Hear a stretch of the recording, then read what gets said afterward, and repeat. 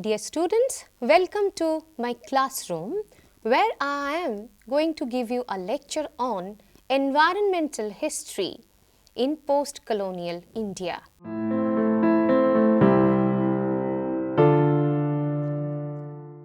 I am going to talk on the movements which took place and the reason for those movements were related to environment. Now, I can ask you one question, that why environment is important for us? What is the definition of environment? Why do we situate environment in history?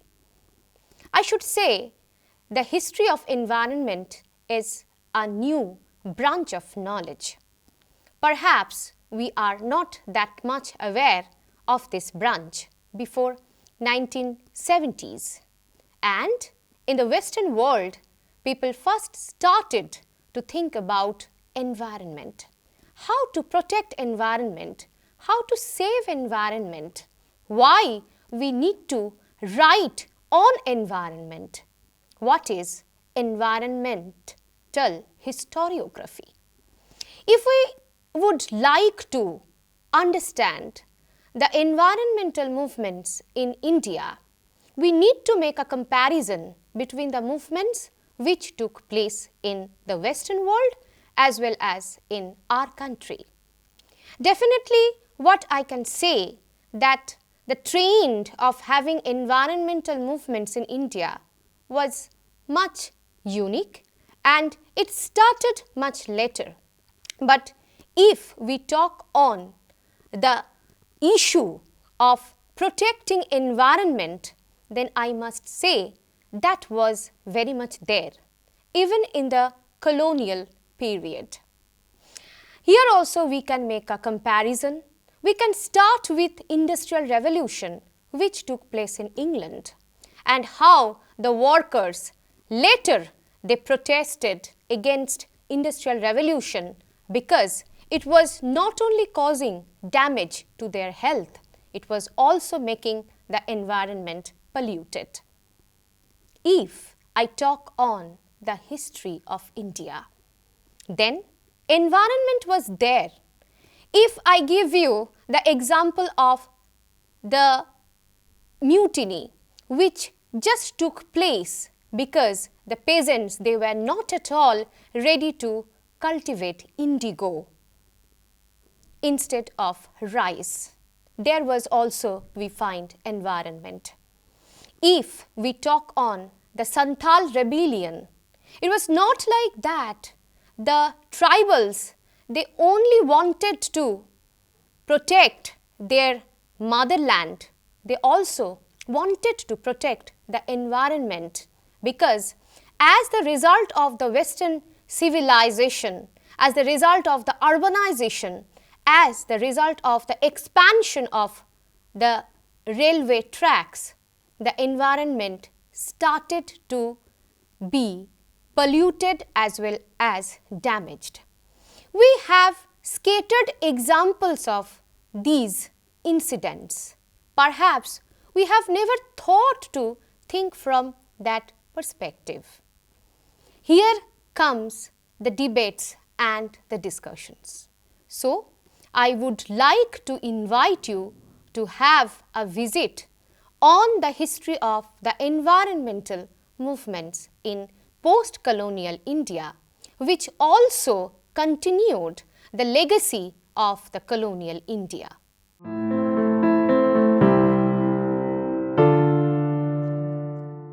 I would like to say, as the continuation of my lecture, that what were the reasons behind the environmental movements both in the Western countries as well as in India. In the Western countries, the environmental movements had the reasons like how to save ecology, how to have conservation, how to raise the standard of life, and how to have a world which is the slave of materialism. But if we take a look to the environmental movements in India, in the colonial and the post-colonial periods both, then it was something which was very much close to the identity of the people.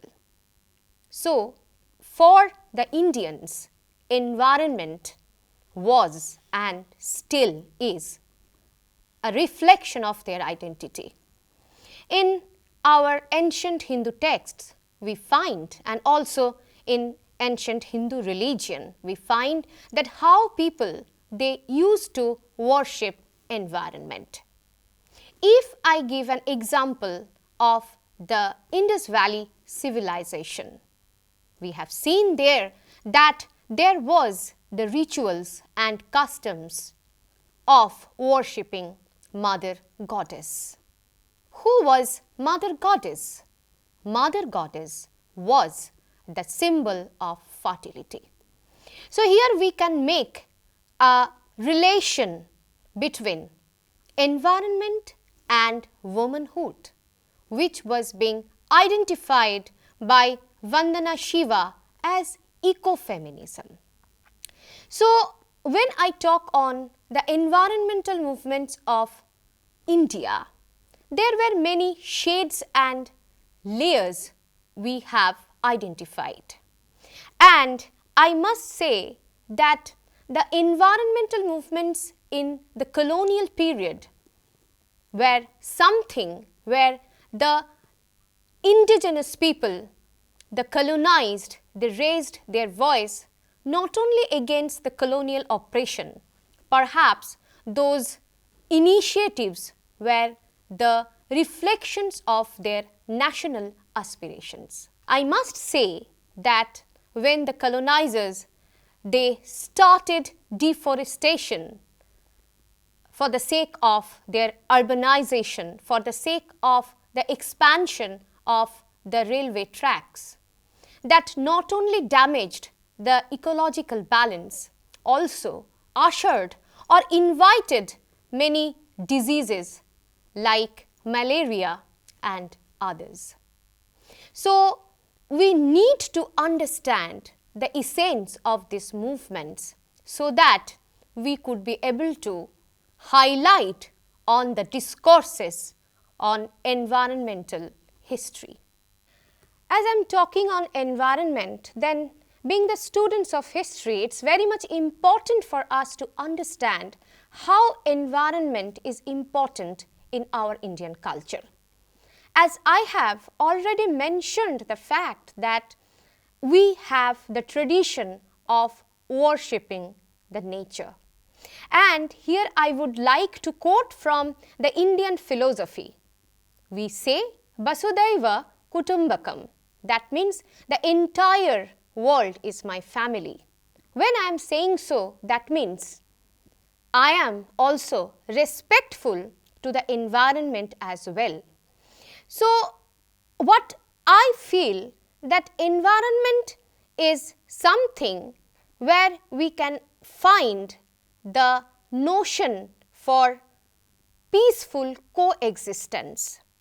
Even in the political thoughts of the great thinkers like Rabindranath Tagore, Mahatma Gandhi, we have seen how they have given importance on environment. The writings on environment by these two thinkers were philosophical and also very much inspiring. If I give the example of Gandhiji's Satyagraha, there also we find that his respect or his admiration for environment was very much pertinent. He talked on non-violence, and in the post-colonial India, when we see the Chipko movement, there also we have seen how the people, they hugged the trees to save the environment, to protect the environment which was a part of their identity. One movement which definitely grabbed my attention when I started researching on the environmental movements in colonial period, I would like to share with you all. For example, in the years following the First World War, people resisted acquisition of the land by Tatars for building a dam at Mulshi near Pune. Everybody knows the Tatars, the great industrialists, right? It has come to be known as one of the earliest environmental movements in India. Senapati Bapat, a congressman, led the local people and succeeded in halting the construction of the dam for nearly a year till the Bombay government, that time it was the Bombay government, promulgated an order that the Tatars could acquire land on payment of compensation. Yes, the movements were something which showed the emotion of the people.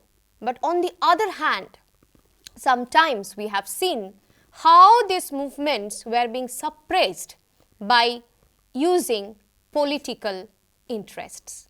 So from that perspective, we must say that these movements were very much political also, where we find the extreme reflection of the subaltern approach, where we can see that the people who were classless, who belonged from the marginalized, they fought for their rights. On the other hand, who were the who were bourgeois, they always protected their interests by paying compensation. So here we can apply the subaltern approach, or I must say we can explore history from below if we would like to highlight the various avenues of the environmental movements in India, especially after independence. Though the movements, though we don't know much about them in colonial period, also talked on this subaltern approach or this subaltern discourse, that is history from below. What does it mean? That means we should rewrite, we should reconstruct history from the perspectives of the people who are the mass, the marginalized, the illiterate, the deprived. Here we can also apply the Marxian approach of class struggle and class exploitation.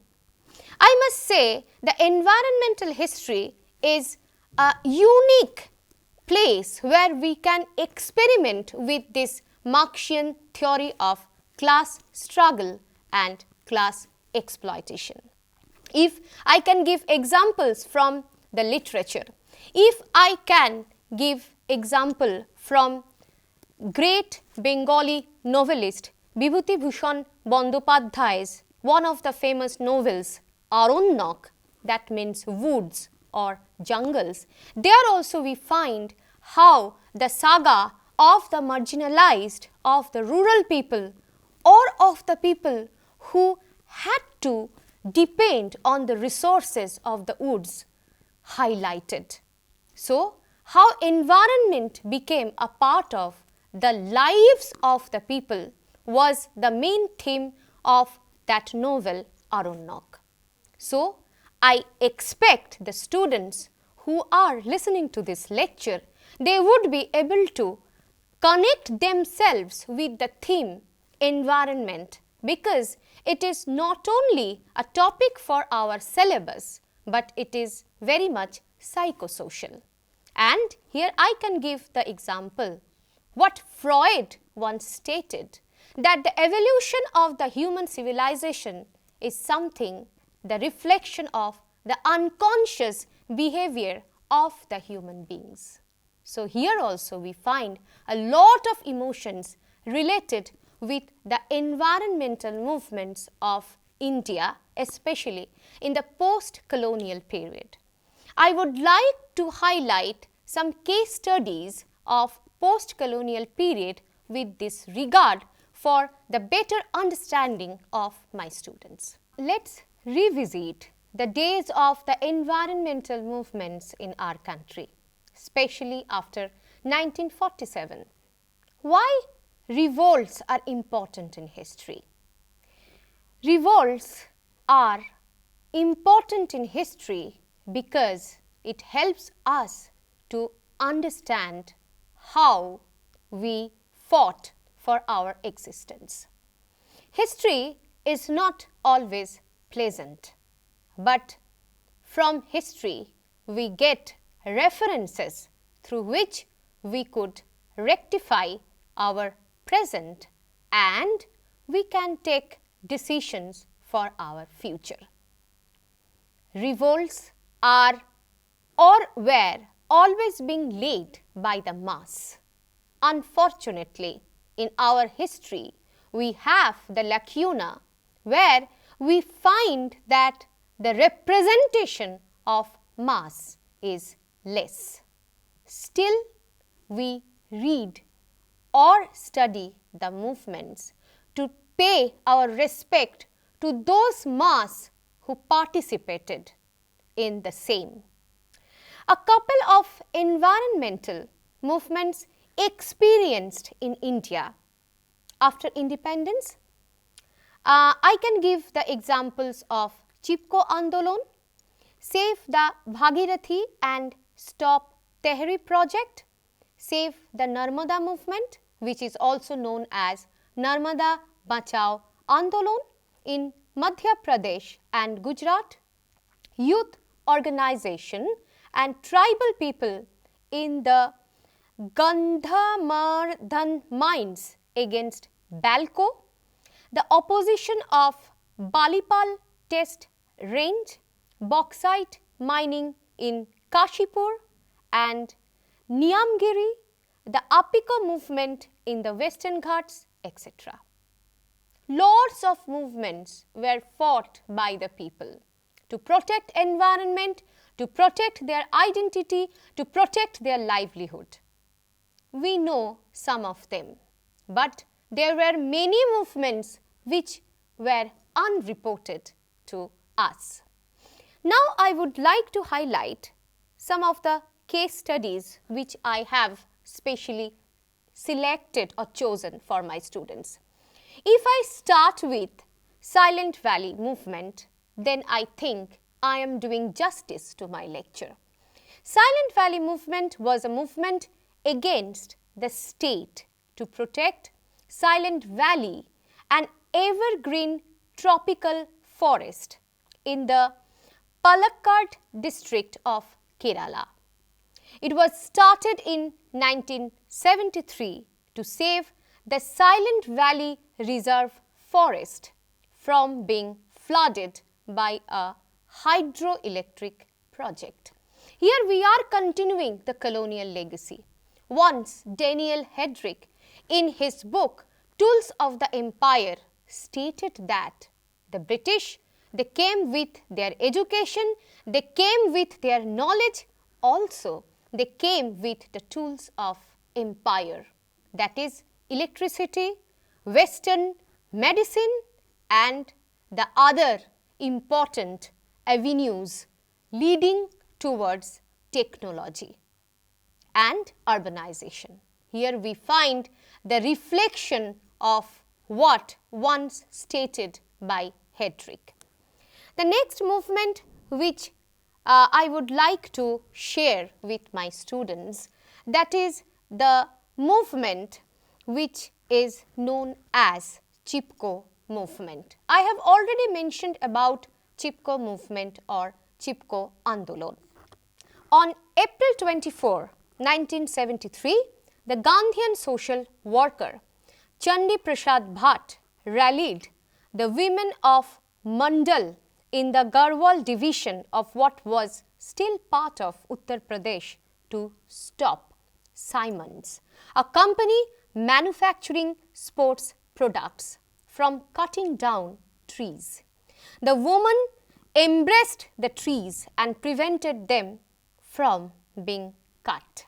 The action started what has become famous as the Chipko movement. I have already mentioned about it, like how the women, they hugged the trees because the trees, they were the part of their identity. The women, they could connect themselves or relate themselves with these trees. That's why Vandana Shiva, she talked on ecofeminism. Why? Because women and nature both are very much tolerant to the human beings. That's why both of them have to suffer a lot, but when they raise their voice, they can welcome destruction. That's why women is considered as Shakti, and environment is also a part of that process. I would like to give another example of Narmada Bachao Andolon, which is an Indian social movement led by the native tribes, farmers, environmentalists and human rights activists against the construction of a number of large dams under the Narmada Dam project across river Narmada. Narmada Bachao Andolon is the most powerful mass movement, started in 1985 against the construction of a huge dam on the river Narmada. As per the Narmada Dam project, the plan was to build over 3,000 big and small dams along the river. The proposed Sardar Sarovar Dam and Narmada Sagar were to displace more than 2,50,000 people. The Sardar Sarovar Dam's construction began in 1999. It was initially being stopped by the activists. But as I have told you, like while discussing the environmental movements, we can apply the Marxian approach of class struggle and class exploitation. And in our society, discrimination is so much apparent that always the marginalized, they lose the battles. And that is the truth or the priori, I must say. And was declared, I am talking about the Sardar Sarovar Dam's construction, it was declared finished in 2006. Can you imagine so many people, they fought, they raised their voice, even they lost their lives, we don't know, but still the process continued. The height of the project was increased from 138 meters to 163 meters. It was inaugurated in 2017. So, we lost the battle against the rich or against capitalism. That's why when we study environmental movements, it is also something which helps us to understand how capitalism is destroying our lives, how capitalism is making our environment polluted, how capitalism is making the ecological balance disturbed. Unfortunately, we are all the slaves of capitalism, and as we all know, scientific socialism or to establish the rights of all is perhaps a myth.